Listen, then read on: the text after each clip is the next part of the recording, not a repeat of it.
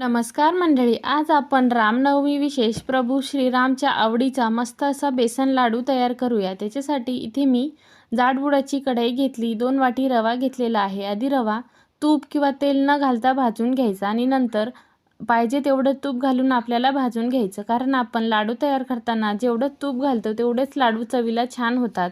आता बघा, मी अगदी मंद आचेवरती तूप घालून रवा भाजून घेतलेला आहे। रवा भाजून झाला की त्याच्यानंतर भरपूर असं तूप घालायचं। तूप गरम झालं की 1 वाटी बेसन घालायचं। 2 वाटी रव्यासाठी 1 वाटी बेसन हे अगदी परफेक्ट प्रमाण आहे आणि जसं जसं तूप लागतं तसं थोडं थोडं घालून आपल्याला छान असं बेसन खरपूस भाजून घ्यायचं।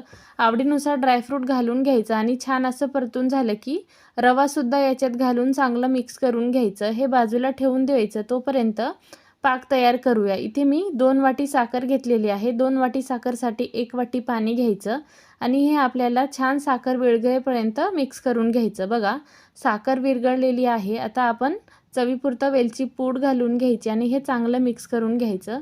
मिक्स करून झालं की बघा, आपल्याला चेक करून बघायचं। आपल्याला एकतारी पाक करायचं। छान असं परफेक्ट पाक तयार झालं। पाक कोमट झाल्यानंतरच घालून घ्यायचं। संपूर्ण पाक घालून घेऊया। तुम्हाला आता जरी मिश्रण थोडं सैल दिसत असेल ना, तर थोड्या वेळाने रवा सगळं पाणी आपलं सोकून घेतो आणि छान आपल्या लाडूसाठी परफेक्ट असं मिश्रण तयार होतो। 10 मिनिटं बाजूला ठेवलेलं होतं आणि बघा, 10 मिनिटानंतर किती छान आपलं मिश्रण तयार झालेलं आहे। तुम्हाला वाटत असेल मिश्रण कोरडं झालं तर थोडं तूप घालून मिक्सरला फिरून घ्या। परफेक्ट असे लाडू तयार आहे। पण माझ्या पद्धतीने जर तुम्ही केले ना, तर अजिबात मिश्रण कोरडं होणार नाही आणि लाडूसुद्धा मऊसूत तयार होतील। बघा, मस्त असे मी लाडू तयार करून झालेले आहे।